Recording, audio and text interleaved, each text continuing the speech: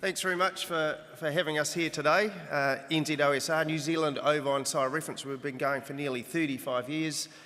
We may or may not have been one of the first sire-reference group in the sheep industry, but we've certainly stood the test of time.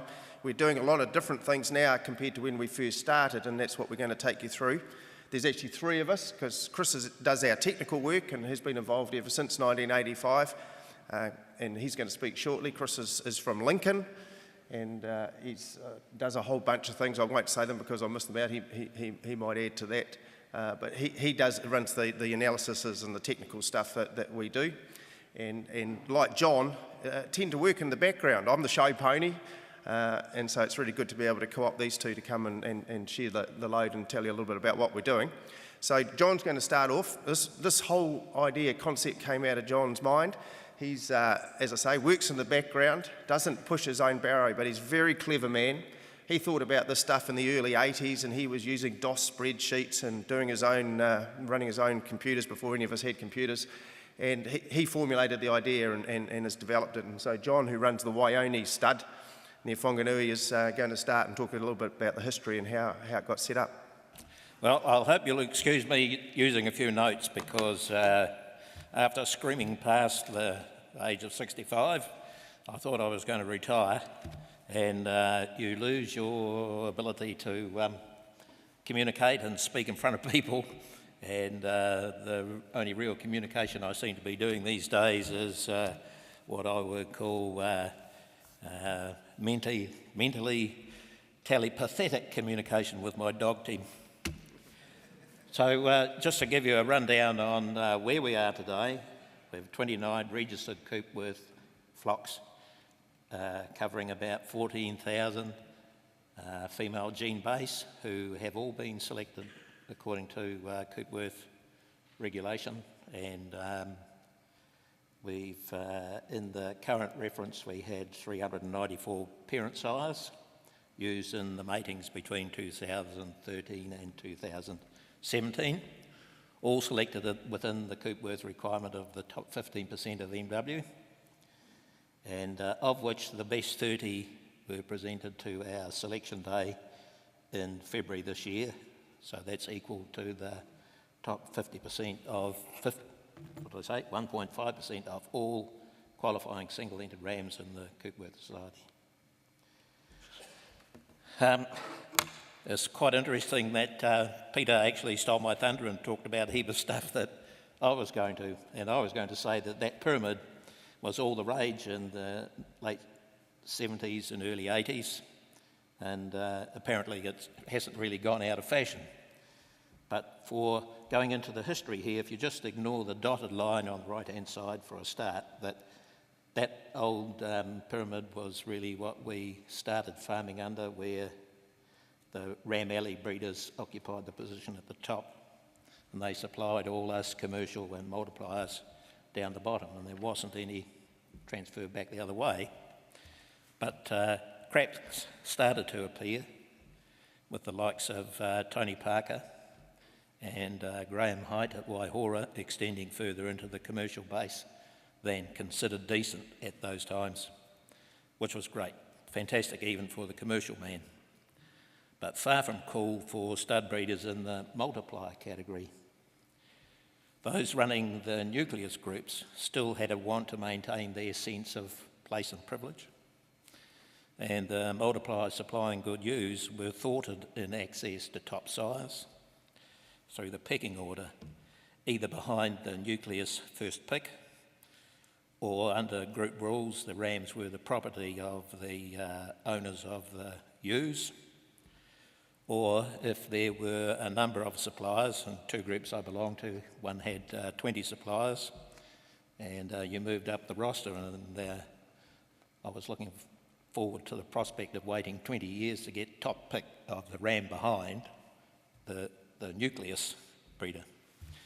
And at the end of the day, we were in competition with the group for ram sales, and on top of which you were usually paying a grazing fee to the nucleus flock master. So there had to be a better way. And so here's a gene pool structure with a diagram like this. It's a flat line. representing the really the median of all the rams in the group. So this is actually the first reference that was done by hand using sheep plan sire summary deviations. And each of those groups were the 7 original flocks, and the grey and orange were the reference rams with their deviations equalised and all the other rams stretched or compressed to accommodate. And everybody had access to the top sires, and if you bred the top ram, it stayed your progeny unless you decided to sell it, and because the breeding took place on your farm, you kept any progeny bred.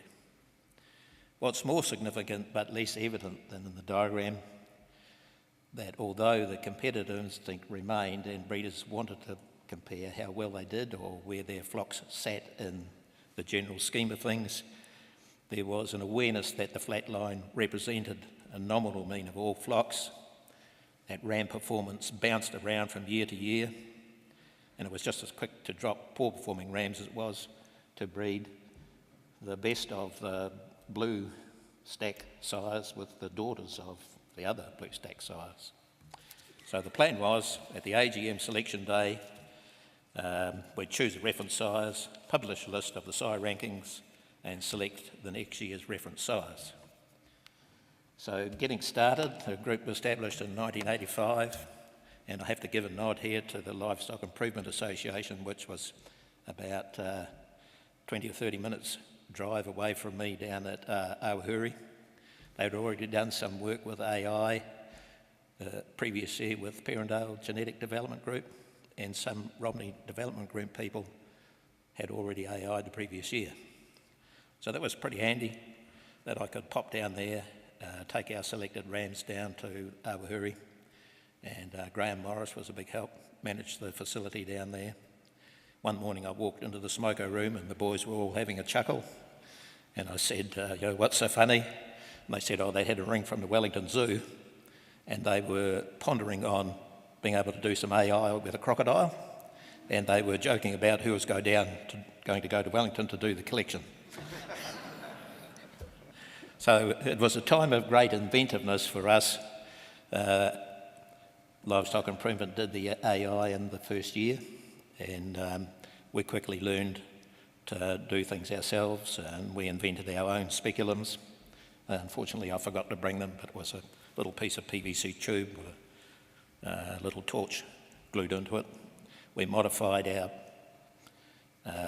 the cattle pipettes to take the sheep straws, and I found that a Faber-Castell clamp off the end of a compass was just the right size to hold a semen straw, so Waione immediately ran out of Faber-Castell drawing sets, and I got a local engineer to bronze them onto the end of the pipettes. Then we used a bit of heat shrink to have a bit of flexible stiffness, and we were actually getting partial cervical penetration, so it wasn't shot in the dark AI. I have to give some credit to Bob Welch and Tim Harvey. Bob Welch addressing APS about the development of controlled internal drug release, which really was the key to really bringing a decision that we could make this AI work. So we started off with the 7 flocks, doing 100 insemination each to 2 rams, selected on 2 traits, one for latest weight and the other one for fleece weight. And we pretty much achieved what I put out there, around 50% average conception. Some were down as low as 30, 35. I think the best one I ever got was around about 65 or 70%, aiming at 40 lambs a sire at 1.6 lambs per ewe. Where did I get to? Oh, we had a series of really interesting meetings, and I got to meet a lot of really interesting people. And I'll name a few of them. There, aside from Tim Harvey and Bob Welch, there was Ken Jury. Prof Ray chaired a couple of meetings. Robin Hilson attended, Neil Clark got to know well, and even one meeting Mr Levitt attended, so kia ora to you, Gordon. Nice to see you're still active. And another character called Dave Quinlivan, who made a comment that we're all wasting our time using this AI as a pretty inefficient way of trying to disseminate our top gene stock. And I amazed myself by reading these minutes from 30 years ago that my response to that, it wasn't gene dissemination we were after, it was a quest for the most efficient means of achieving the necessary flock linkage, which these days we call connectedness.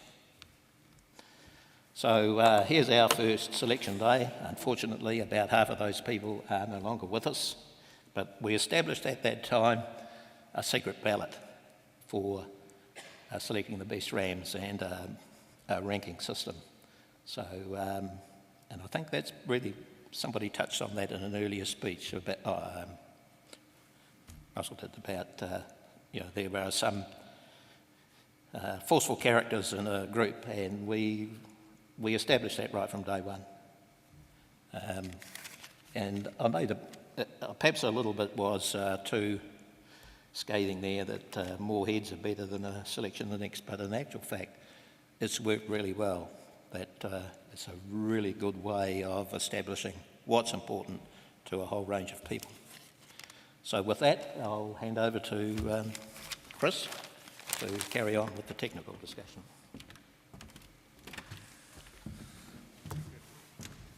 Thank you, John. Well, my involvement with NZOSR actually dates back right to its inception.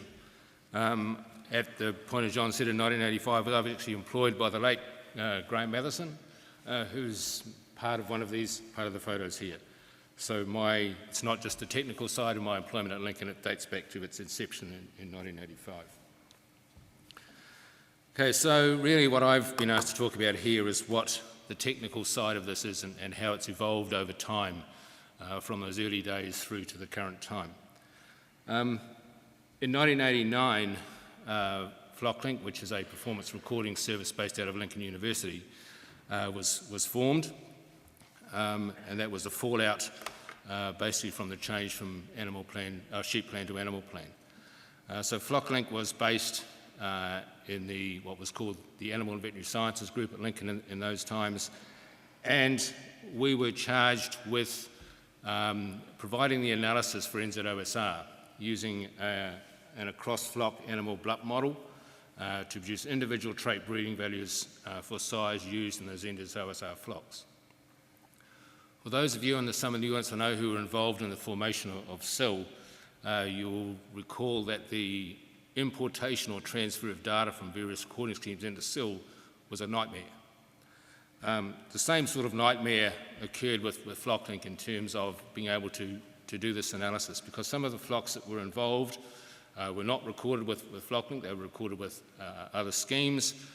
We had to access their data, import it into a separate database that was held solely for NZOSR flocks and FlockLink, and then develop and run this a cross-flock animal blood model. Okay, and Phil Beatson, who now works for CLV Ambreed, and Stephen Bell, who was a computer programmer, were instrumental in developing that animal cross-flock blood model. Okay, but it was fraught with some difficulties in terms of that information transfer or phenotypic data transfer in there and subsequent analysis. Along came SIL, or the formation of SIL, in 1998. Okay, and that really allowed for a much easier and simpler system to have a cross-flock, across-time genetic merit analysis. Okay, all of the Coopworth flocks were now under one database, under one genetic engine, okay, and so we didn't have this issues around animals that were transferred, coded differently, etc. Okay, so it became much simpler in terms of creating these reports for NZOSR breeders so they could make their ram selections.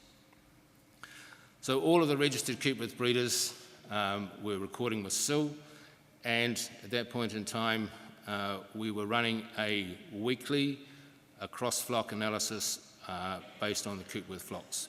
So that was run weekly through SIL as solely Coopworth flocks, okay, and it therefore became much easier to have NZOSR size reported from that analysis. Okay, and we would report in terms of getting close to the selection day for NZOSR size, we would run off preliminary lists, send them to the breeders that were involved and say, these are your preliminary lists. Can you then identify these rams or these sires? Are they still in your possession? Have you sold them to somebody else? Have you sold them to some commercial farmer? Potentially they may be selected as reference sires going forward. Can you please track them down? Some of them, of course, may have subsequently passed away. Okay, so this Coopworth analysis was the big step forward in terms of NZOSR. Okay, being able to analyse Coopworth flocks under one database, under one genetic engine, and produce breeding values and subsequent indexes that were genetically comparable against each other. So that was a big plus. I guess the next leap forward has been quite recent in terms of NGGE. It was developed, okay, as an across-flock, across-breed, across-time analysis, so we're now able to incorporate all of the breeds and all of the linkages that we have, okay. It is now the genetic engine, or the NZGE analysis is now what is used to create the genetic merit and to generate the sire lists that are now presented to NZOSR breeders or Coopworth breeders, okay. It's become apparent over the recent years that many Coopworth breeders are now incorporating outside genetics. There may be some Texel, there may be some Finn, there may be something else. And for those of you that are unaware of the Coopworth regulations, Coopworth breeders can have registered Coopworth ewes and rams as long as they are 75% Coopworth and 25% any other white-faced, white-wooled breed. Okay, that's the regulations and the Coopworth Genetics Society where you can have registered animals. So you don't have to be 7/8 or 100% Coopworth, you can be 75%, basically F2. Okay? And with that regulation, there's been a lot of outside genetics incorporated in there from other flocks and other breeds. Okay? So the NZGE now ensures that we are able to pick up any genetic linkage or connectedness, okay, and utilise it in an estimation of genetic merit for those animals.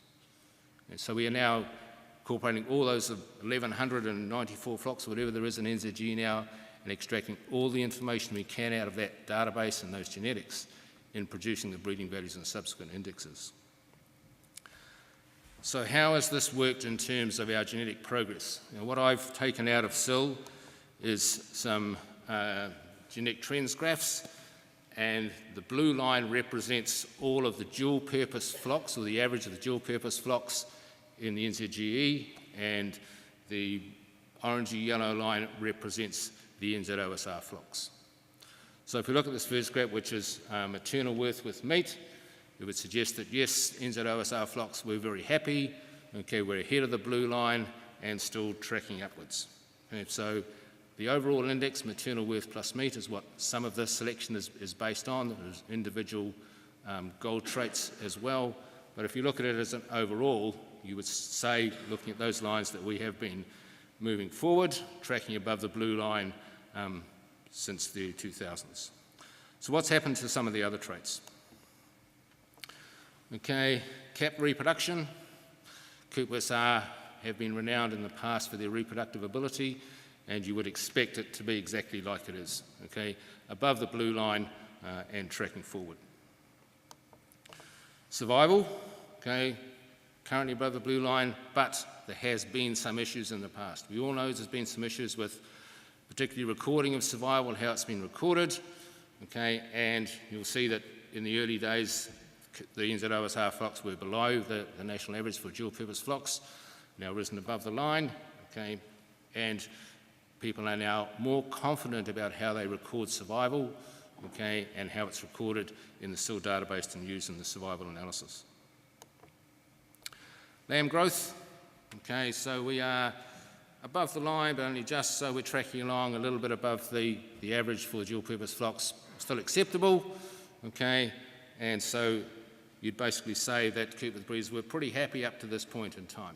Okay, we were above the line overall, above for reproduction, now got our survival things sorted out and lamb growth was tracking along. Okay, but they did recognise that there's something a little bit wrong, okay, particularly with meat. Okay, there was a bit of a fall-off in meat in terms of they were behind the pace and they knew they were. Okay, and so you'll see that there was, up until the 2007, 2008, they were on a downward trend. And they recognised this and made a conscious decision to do something about it. So why the big lift about 2008, heading up in a fairly steep curve to try and get back to the national average? Okay. It is at that time that the Coopworth Society or Coopworth Genetics started encouraging breeders, particularly breeders in NZOSR, but other breeders, to make use of CT scanning. Okay, so from about 2008 onwards, there's been around somewhere between 150 to 200 potential Coopworth sires CT scanned. And that has given us the Coopworth breeds, or NZOSR in particular, the big lift in meat yield. Okay, perhaps it's backed off a little just in the recent times, but it is proof that by using the modern technology, or stuff that's out there now, okay, none of this whiz-bang red stuff that some fancy person's dreamt about, okay, it's there, it's available, and it can be used, you can get some huge genetic merit gains. Okay, wool, Coopworths have always been above for wool, okay, always above the national average, so that's what you see as expected. The other thing that Coopworth breeders, particularly in NZOSR, because it is made up primarily now of North Island breeders, okay, is a real emphasis on facial eczema. Okay, so while they are selecting their rams based on the maternal index plus meat, there is also a huge emphasis placed on facial eczema. Okay, because most of the breeders are North Island breeders, and now if a ram is not tested at around 0.6, okay, it probably is not going to be in the hunt as a potential reference sire going forward. Okay. So the technical stuff has evolved over time with changes to the way that recording systems operate and how they have operated and will continue to operate. And I applaud Beef and Lamb and Sill now on the way that they have allowed Coopworths to, in the first instance, run a weekly Coopworth analysis, okay, and now the implementation of NZG has given us the next leap forward in terms of being able to capture all of our genetic linkage. Okay. I now hand over to Steve, who is going to talk a little bit further around the systems and the social side. And Chris has also been involved for a long time with the Lincoln flock at Lincoln, which did a lot of research work on behalf of the industry, and has been an important part of NZOSR. So there you can see that quite quickly we grew. I wasn't in that original photo. I would have been just a boy in 1985, but I turned up in 1986. And then by the following year we had 22 flocks. We're very inclusive. You know, the originators were just writing to, it was before email, so you would get a letter inviting you to join the group. And so we had 22 flocks and we did 1,300 inseminations. And then in 1989 we got that up to 1,400 inseminations with 1,480 live lambs and 600 each to the two main reference rams. So as John said, we used to choose two rams, quite distinct rams from two different studs.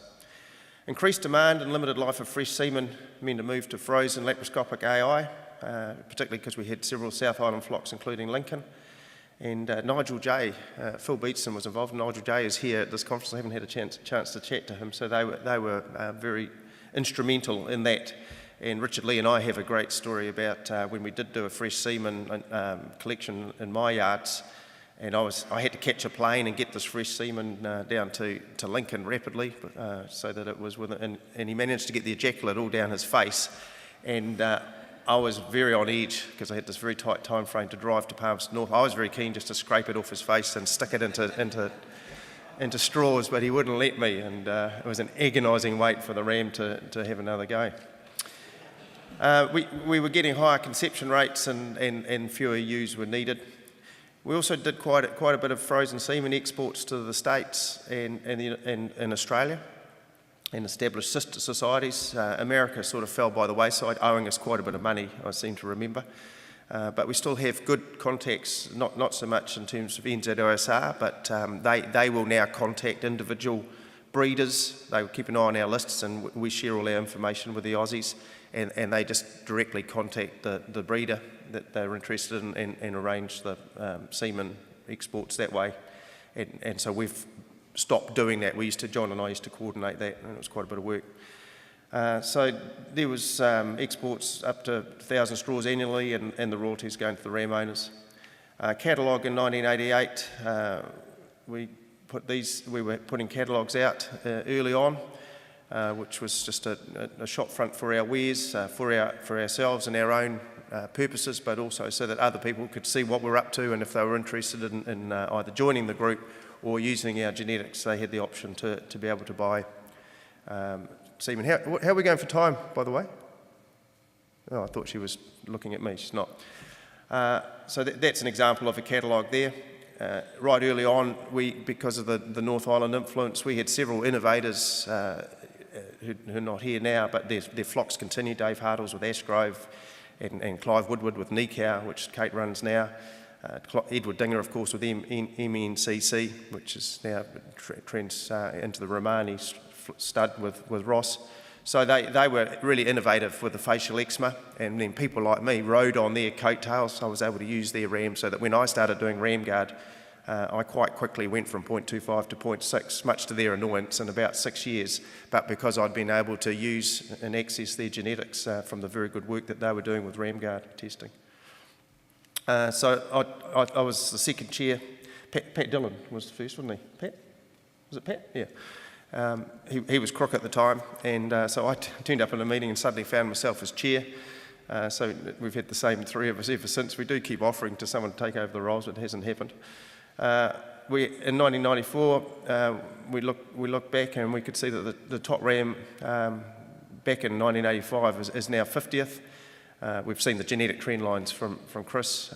You can see in 1991 that ram there is now 29th.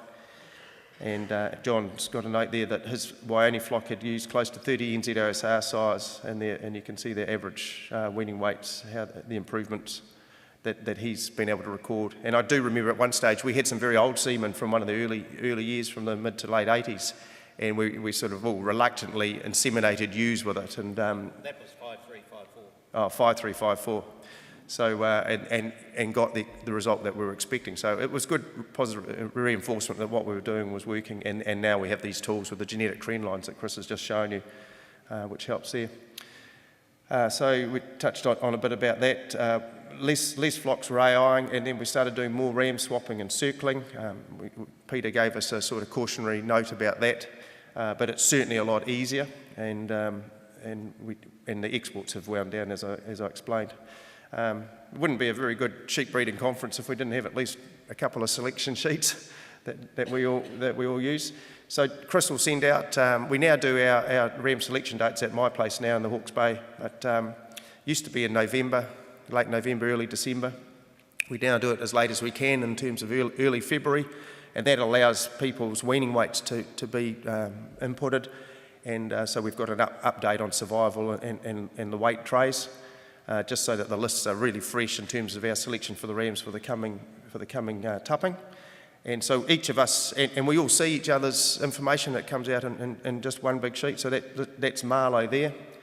And I suppose if you note out on the left, you'll see the other studs that I use each year. I'll always use one of the reference rams. Well, not always use one of the reference rams. Sometimes with circling it's not available. But I certainly make a point of using outside rams each year.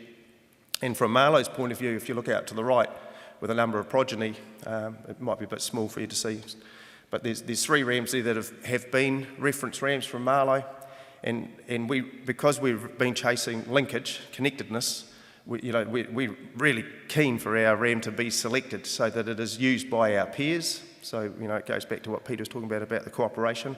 It's very tight within this group, and in particular that top one is what's his number, 5203 of 04.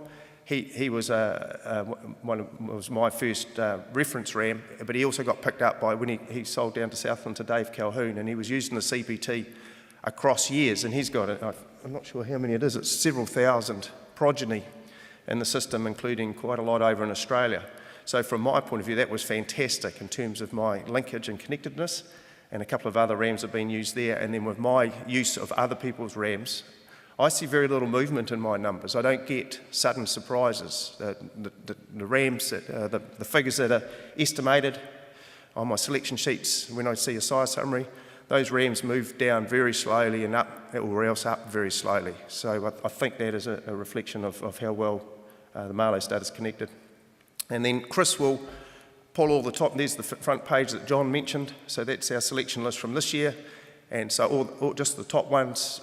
We've done an opt-in system in the last 2 or 3 years because we were getting sick of going down through the list when we're all standing in the yards. Where's this ram? Dead, dead, unsound, dead. So now we opt in with live and sound rams, and then many of these rams are brought along to the reference day, and then we still have the voting system that no one sees. You vote, so you vote for rams, and the 2 reference rams this year were a Kahu and a Romani. Both are here today, and so I hadn't used those 2 studs. So in terms of circling, they came down from Hinanui to me. Brett Teutenberg used them first, and so I was able to use both those rams. So it gives me a better link into those 2 studs. And just on some of the social things. It's been a great opportunity for me for access, and for all of us, for access to outside genetics whose numbers you can trust. And there's a high degree of trust in this group and good ethics. Our reference day it's be the most anticipated day of the year. It's something I really look forward to, and people come from all over the North Island, and Chris comes up from the South Island each year, and we do the reference day and the voting, and then we have our AGM. And then it usually sort of ends up with a couple of beers at my place, and then we go into town, and several stay over, and we have a dinner. And so we're all good mates. We get on well. And I guess that sort of leads to, how come we've lasted for 35 years, nearly 35 years? And it is because we're good friends. We're competitors, but because of our small numbers, 20, 25 over the North Island and a couple down in the South Island, we compete on the edges. There are 2 or 3 flocks that are closer than that. So that, I think, has been fortunate in that it's allowed us to work cooperatively, even though we are competing at times on the edges, but we're not sort of cutting each other's throats and flogging clients and things from each other. So I think that's the reason for our longevity is that trust and friendship and ethics. So we can take questions if we've got time. How much time have we got? 5 minutes? Yeah, and if we don't have any questions, John and I have both got a really good anecdote each about when things go wrong.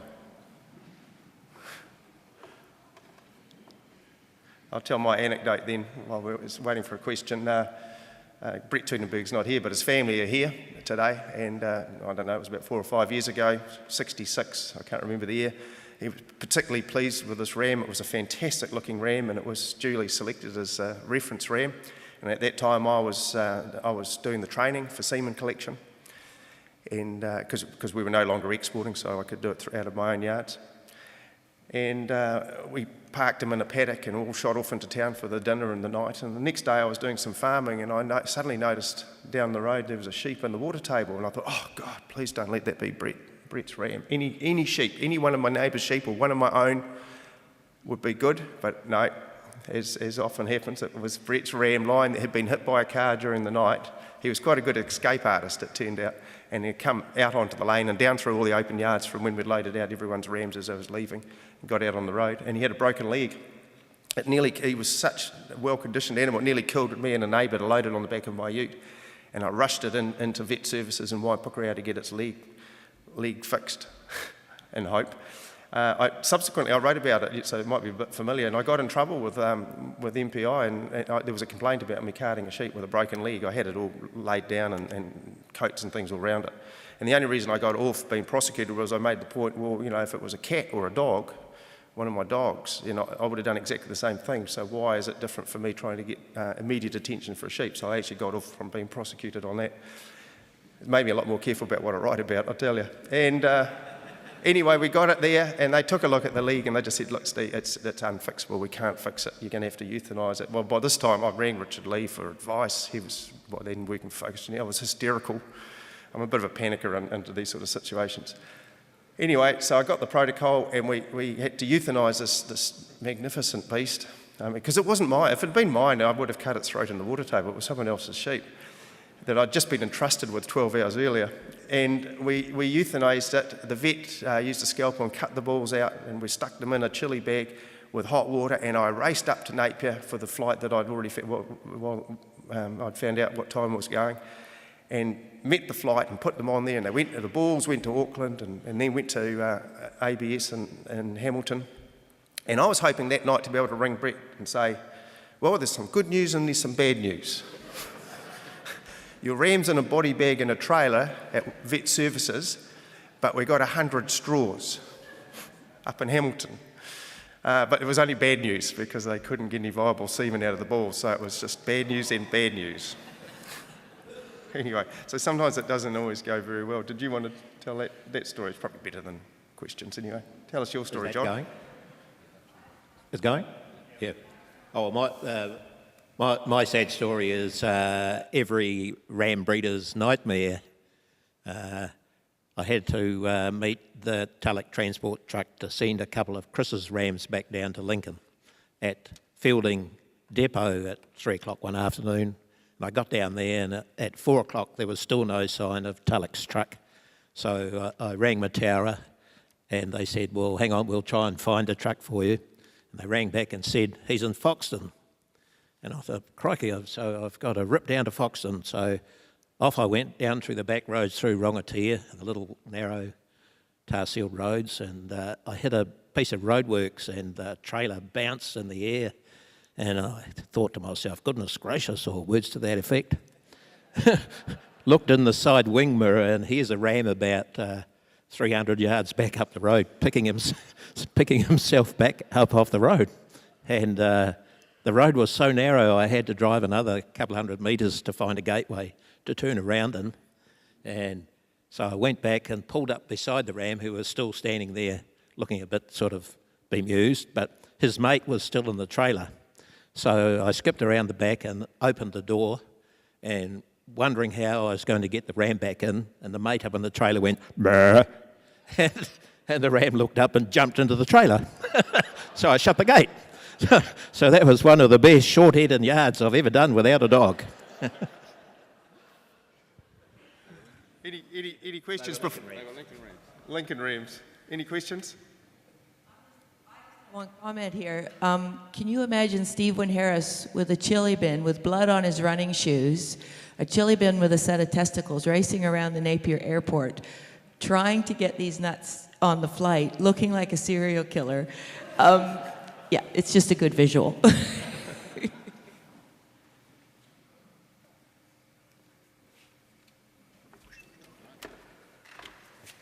Put your hands together.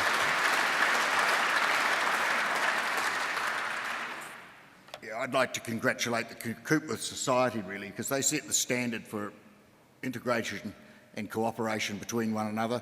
They set parameters to run their breed society with, and you can see what sort of fun they've had all over the years, and it has helped the whole industry. And also a very smart move, I think, to incorporate 25% of any other breed. I think that has given longevity into your Coopworths as a breed going forward. So, you know, congratulations. Well done. So thank you very much. Thanks, Chris. Well done. Yeah. Thanks, John. Thanks, John.